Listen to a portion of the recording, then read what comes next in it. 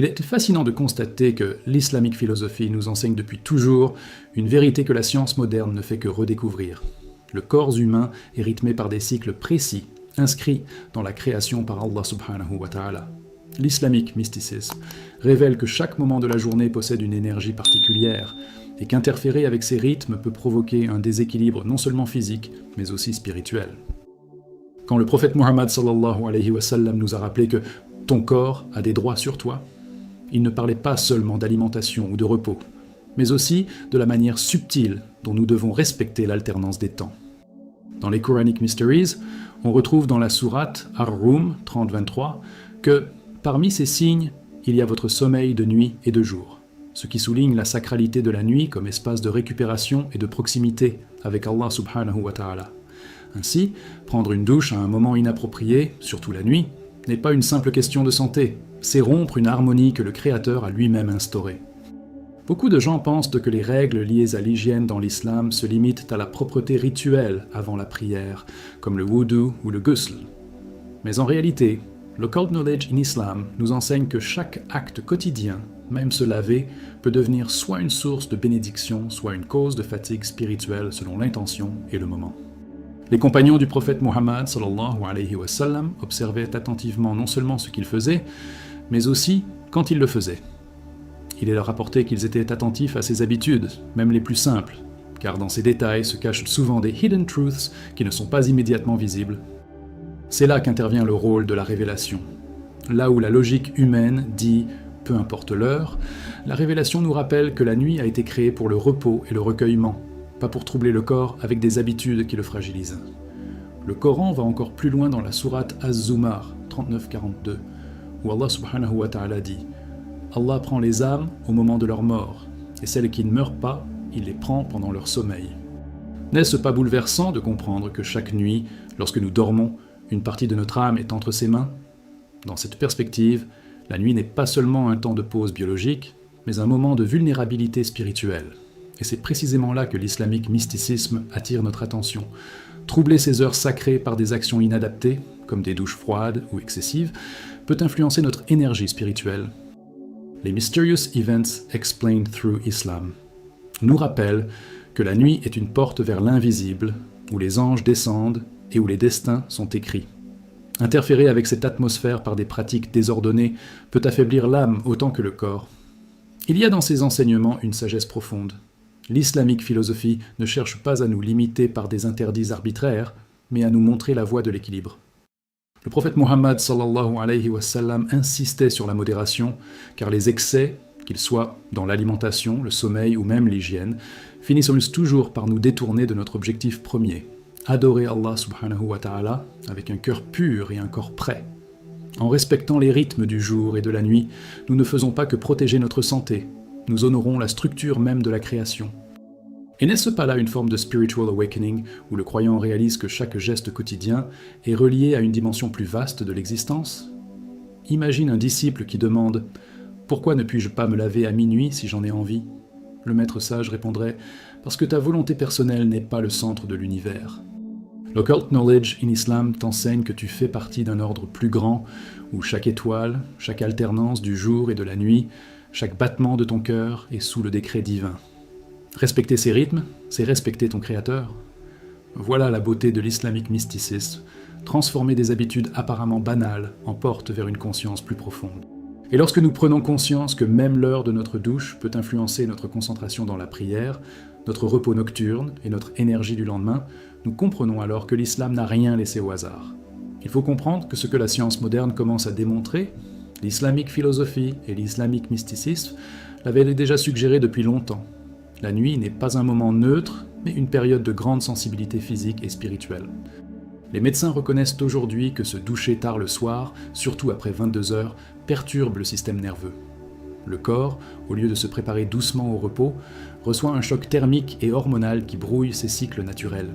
Ce que les chercheurs appellent aujourd'hui désynchronisation circadienne rejoint les Quranic Mysteries, qui insistent sur l'alternance entre le jour pour l'activité et la nuit pour le repos. C'est là une parfaite illustration des Hidden Truths. Ce que la science mesure en laboratoire est déjà gravé dans le Coran et vécu par les croyants attentifs aux Prophecies and Signs. Les études médicales parlent d'un lien direct entre les douches tardives et une fragilisation du système immunitaire. Imagine un croyant qui, par habitude ou par confort, prend une douche froide au milieu de la nuit. Il croit se détendre, mais en réalité, son organisme entre en alerte. Le cœur s'accélère, les vaisseaux sanguins se contractent et l'immunité baisse. C'est ainsi que s'installe la fatigue chronique, les migraines ou même les douleurs articulaires comme l'arthrite. Voilà pourquoi les anciens médecins musulmans, héritiers de l'occult knowledge in Islam, insistaient sur la relation entre équilibre thermique, repos nocturne et santé spirituelle. Ce qui semble être un simple détail hygiénique est en réalité une question d'harmonie entre le corps et l'âme. Un autre danger trop souvent négligé est l'impact sur le sommeil. Les neuroscientifiques affirment que l'eau froide ou très chaude la nuit perturbe la sécrétion de mélatonine, l'hormone du sommeil. Résultat, la personne s'endort plus difficilement, se réveille fatiguée et se retrouve sans énergie pour prier Fajr avec concentration. Or, manquer cette connexion spirituelle du matin, c'est affaiblir son lien quotidien avec Allah subhanahu wa ta'ala. Le prophète Muhammad sallallahu alayhi wa sallam nous a enseigné que la prière est la lumière du croyant. Comment espérer goûter à cette lumière si l'on épuise son corps par des pratiques nocturnes inadaptées? Ici encore, la logique humaine dit « ce n'est qu'une douche ». Mais l'islamique mysticisme nous rappelle que chaque habitude affecte directement notre capacité à nous élever spirituellement. Prenons l'exemple des maladies chroniques. Dans plusieurs pays, des médecins ont observé une augmentation des cas de rhumatisme et de douleurs musculaires chez les personnes habituées aux bains tardifs. Au Maroc, des anciens racontent comment des patients fragiles développaient des raideurs articulaires après avoir conservé cette habitude pendant des années. Ce que les médecins expliquent par refroidissement des tissus ou que perturbation circulatoire rejoint ce que l'islamique philosophie appelle simplement aller à l'encontre de la nature créée par Allah subhanahu wa ta'ala. N'est-ce pas là un mysterious event explained through Islam? Une habitude qui paraît anodine devient une cause de souffrance, simplement parce qu'elle ne respecte pas l'ordre divin inscrit dans la création. Enfin, ce qu'il faut retenir, c'est que science et révélation ne s'opposent pas, mais se complètent. Là où les chercheurs parlent d'hormones, de cycles circadiens et de système immunitaire, le Coran parle de signes et de rythmes inscrits dans le jour et la nuit.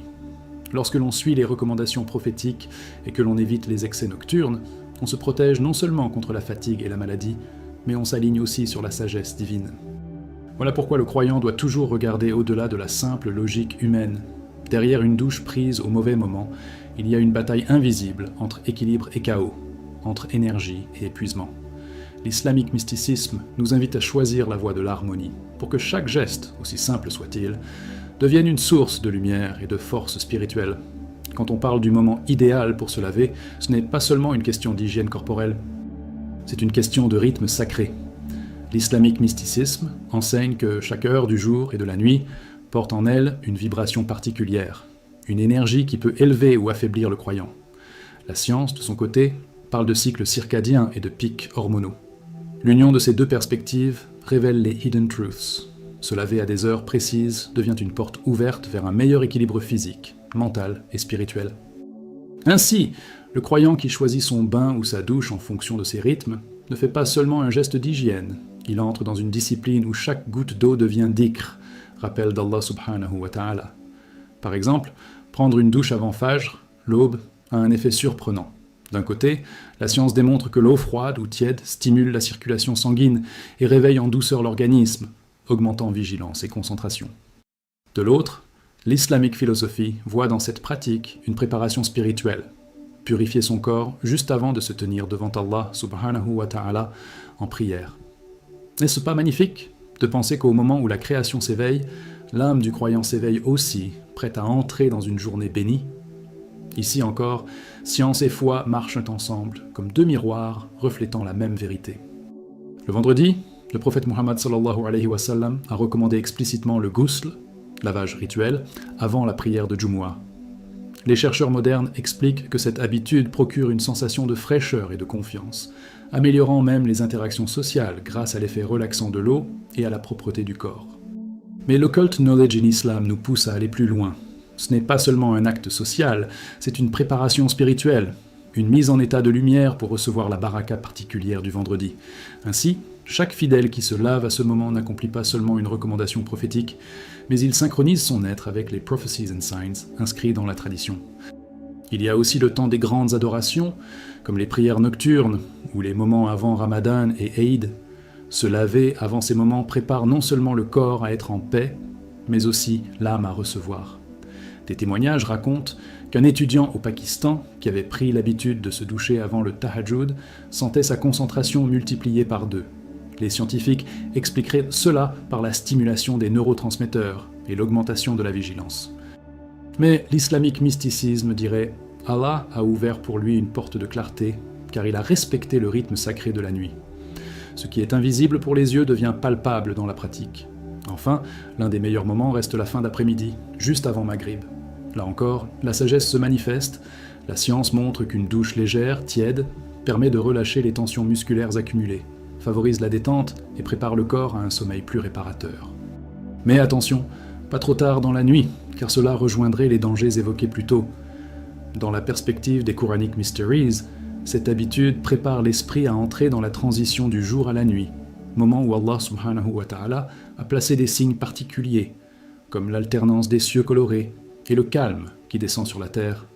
Ainsi, même une douche devient acte de foi, acte de conscience et miroir de la discipline divine.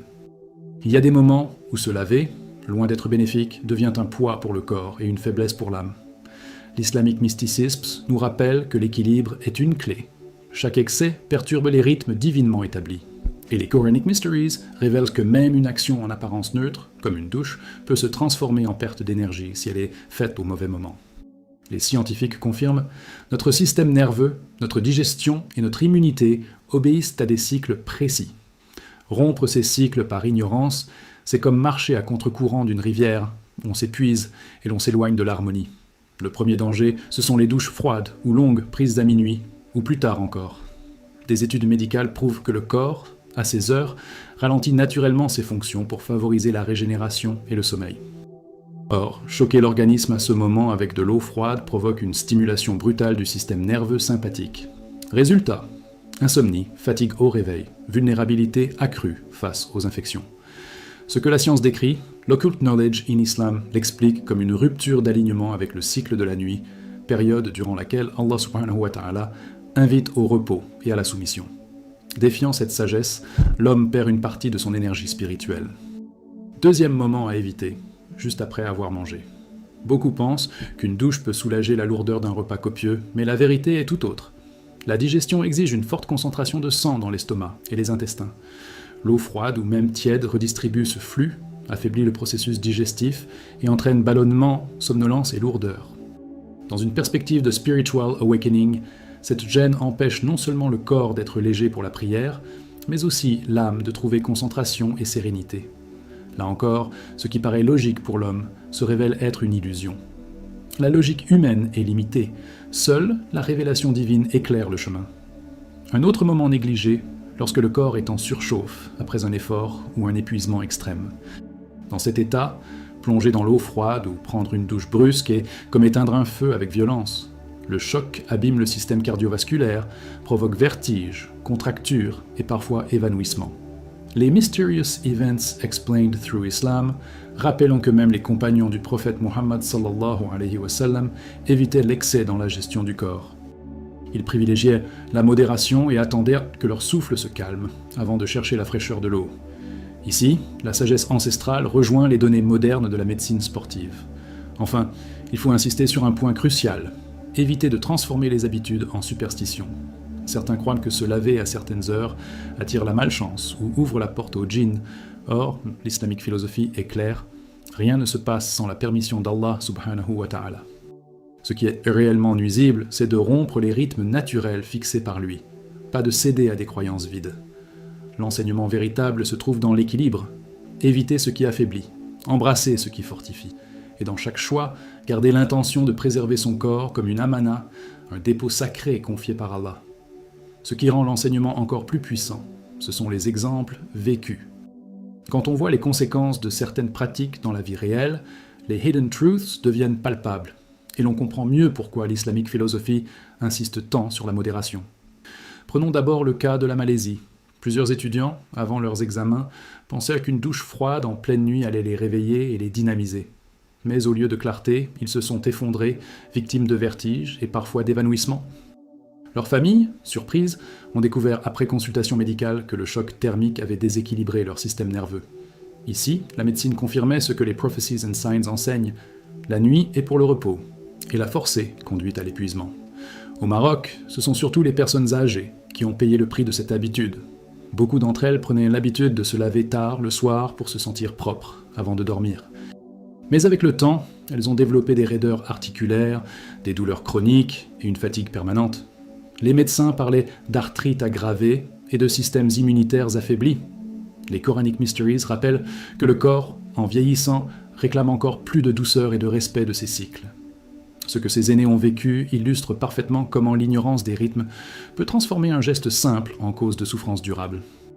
Au Pakistan, un étudiant a vécu une expérience révélatrice. Pendant des années, il se douchait à minuit pour se sentir léger et pouvoir réviser plus longtemps. Pourtant, il se plaignait de fatigue constante, d'un manque de concentration et d'une absence de motivation pour les prières nocturnes comme le tahajjud. Sur les conseils d'un imam, il a déplacé son habitude vers l'heure du maghrib, ou juste avant de dormir. Le changement a été spectaculaire. Plus d'énergie, une meilleure qualité de sommeil, et surtout, une concentration accrue dans la prière. Voilà une preuve vivante que les Mysterious Events Explained Through Islam ne sont pas des mythes, mais des réalités qui s'observent dans la vie quotidienne. Dans un autre contexte, au Royaume-Uni, une infirmière musulmane qui travaillait de nuit avait pris l'habitude de se doucher à 2 heures du matin après son service. Elle croyait se purifier et se détendre, mais au fil du temps, elle souffrait de migraines, de douleurs musculaires et d'une irritabilité persistante. Sur les conseils d'un savant, elle a modifié ses habitudes. Désormais, elle se lave avant Fajr, ce qui lui donne un nouvel élan spirituel et physique. Elle témoigne aujourd'hui que même son humeur et sa patience avec les patients se sont transformées. C'est encore une fois la convergence entre science et islamique mysticisme. Ces histoires, loin d'être de simples anecdotes, sont des miroirs pour nous tous. Elles nous montrent que les gestes quotidiens, s'ils ne respectent pas la sagesse divine, peuvent devenir des sources de mal-être. Et elles prouvent que revenir aux enseignements prophétiques et aux conseils de l'occult knowledge in Islam n'est pas une contrainte, mais une libération. Car chaque détail de nos vies, jusqu'à l'heure d'une douche, peut être aligné avec la lumière de la révélation. Voilà ce qui transforme une habitude banale en acte de dévotion et en protection contre la fatigue du corps et de l'âme. Quand on cherche à comprendre comment équilibrer nos habitudes quotidiennes, il est toujours éclairant de se tourner vers les compagnons du prophète Muhammad. Ces hommes et ces femmes vivaient au plus près de la révélation, respirant son parfum et voyant son application concrète dans la vie de tous les jours. Prenons Umar ibn Khattab, qu'Allah soit satisfait de lui.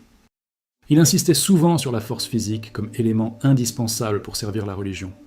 Pour lui, un croyant affaibli par des excès ou des négligences n'était pas seulement un homme fatigué, mais un adorateur qui risquait de manquer de concentration dans sa prière ou de courage dans ses responsabilités. Voilà déjà une leçon qui traverse les siècles. La santé n'est pas un luxe, elle est un outil pour accomplir nos devoirs spirituels. Les Sahaba, dans leur simplicité, incarnaient une sagesse qui reflète les occult knowledge in Islam. Ils savaient que chaque acte de la vie devait s'harmoniser avec le rythme naturel établi par Allah subhanahu wa ta'ala. Dormir au bon moment, se réveiller avant Fajr, se purifier avec soin, tout était une danse en équilibre avec la création. Ils comprenaient intuitivement ce que nous découvrons à travers la science moderne. Perturber ce rythme, c'est perturber notre être tout entier. Et c'est ainsi que même l'heure d'une douche n'était jamais choisie au hasard, mais intégrée dans une vision globale d'harmonie entre corps et âme. Un autre compagnon, Ali ibn Abi Talib, alayhi salam, rappelait souvent que le corps est comme une monture pour l'âme. Si tu l'épuises, il te trahit, mais si tu en prends soin, il te porte loin.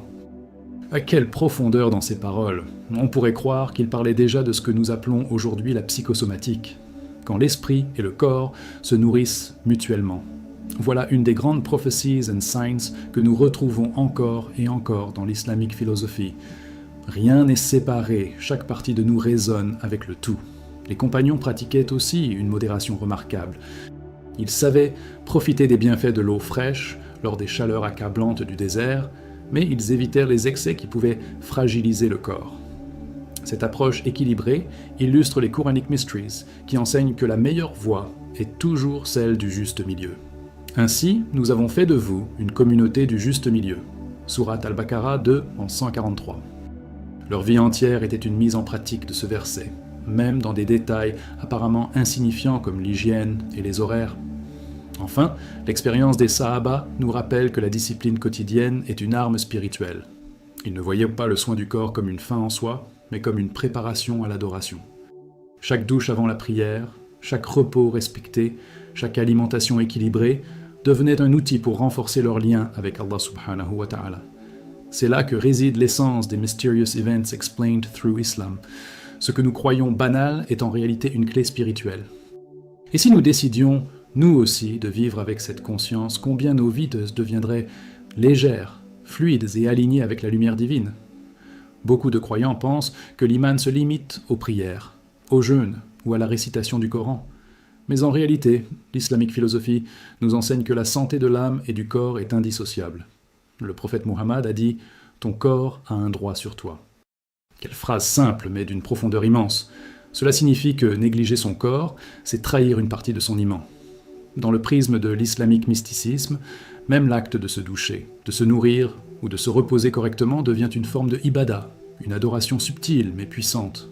Imagine un croyant qui se réveille pour la prière de Fajr, mais qui a passé la veille à se doucher à une heure tardive, refroidissant son corps et perturbant son sommeil.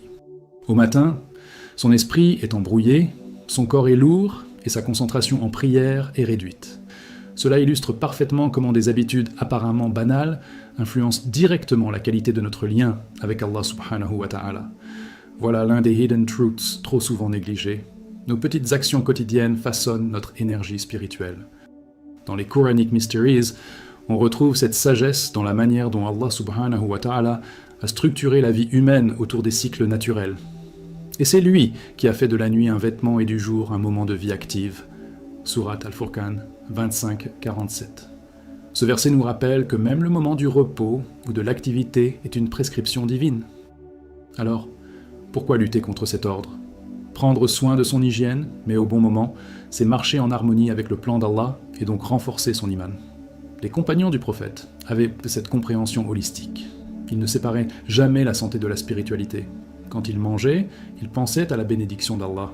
Quand ils se lavaient, ils voyaient cela comme un moyen d'entrer dans la prière purifiée et prêts à se tenir devant leur Seigneur. Même leurs habitudes les plus simples étaient vécues comme des mysterious events explained through Islam.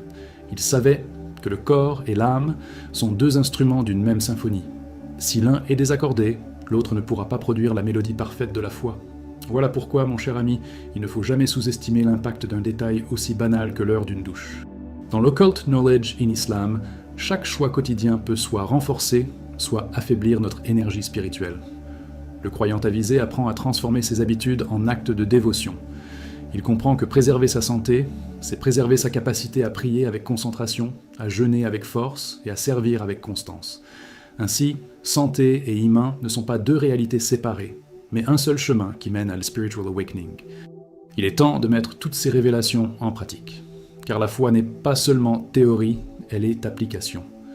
L'islamique philosophie nous enseigne que chaque action, même la plus quotidienne, peut devenir une porte vers le spiritual awakening, si elle est faite avec conscience et dans le respect des signes qu'Allah subhanahu wa ta'ala nous a laissés. Ainsi, même la douche devient un acte de sagesse. Se laver avant Fajr, par exemple, n'est pas seulement une question d'hygiène. C'est un moyen d'éveiller son corps et de purifier son âme avant de se présenter devant Allah subhanahu wa ta'ala pour la première prière du jour.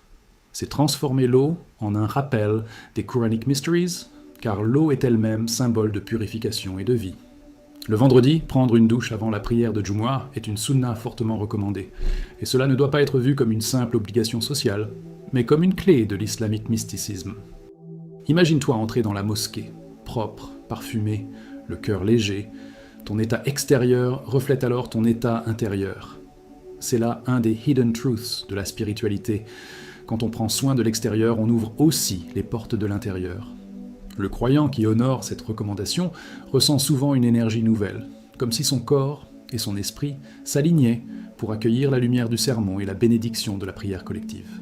Les savants ont aussi souligné l'importance de se laver avant les grands actes d'adoration, comme la prière de l'Aïd ou le pèlerinage. Ce n'est pas un hasard, car dans l'occult knowledge in Islam, il est dit que le corps est l'écrin de l'âme.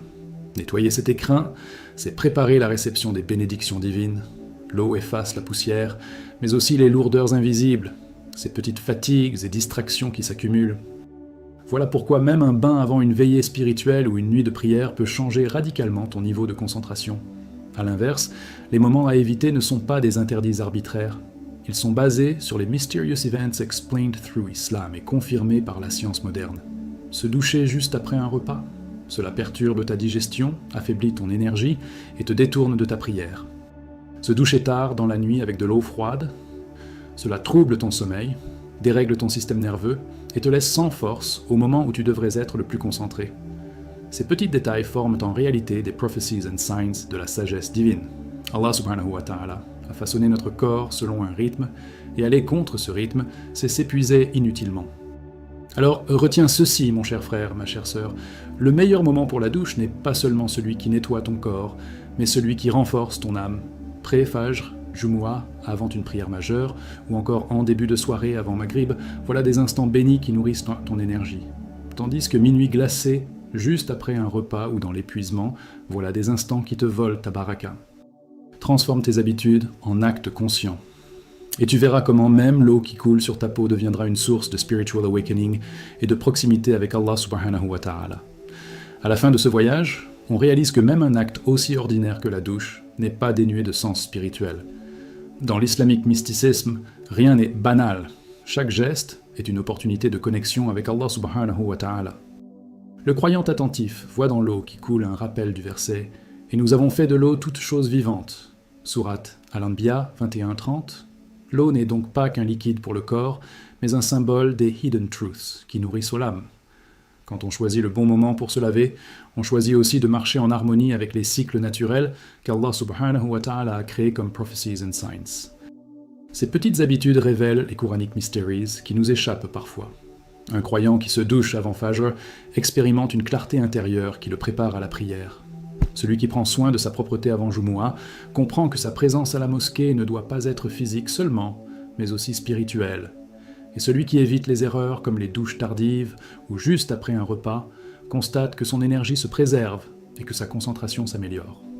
En vérité, ces mysterious events explained through Islam nous rappellent que la santé et la foi sont des sœurs inséparables. Le prophète Muhammad, dans sa sagesse infinie, a toujours insisté sur la modération. Il n'a jamais encouragé l'excès, ni dans l'alimentation, ni dans l'hygiène, ni dans le sommeil. C'est là une leçon capitale. L'islamique philosophie repose sur l'équilibre. Trop se négliger, c'est affaiblir son corps. Trop se surcharger, c'est épuiser son âme. Trouver la juste mesure, voilà la clé. Et cette clé ouvre la porte d'un véritable spiritual awakening, où même les habitudes quotidiennes deviennent des actes de foi. En observant les compagnons, on remarque qu'ils vivaient avec une conscience aiguë de ces réalités. Pour eux, tout était ibada, manger, dormir, se laver, marcher. Ils avaient bien compris que l'occult knowledge in Islam n'était pas réservé aux savants ou aux mystiques, mais qu'il se trouvait déjà dans la manière dont Allah subhanahu wa ta'ala avait structuré la vie humaine. Ainsi, chaque cycle de jour et de nuit, chaque besoin naturel, chaque instant de repos ou d'action était une chance d'honorer leur Créateur. Et toi, mon cher frère, ma chère sœur, qu'en feras-tu ?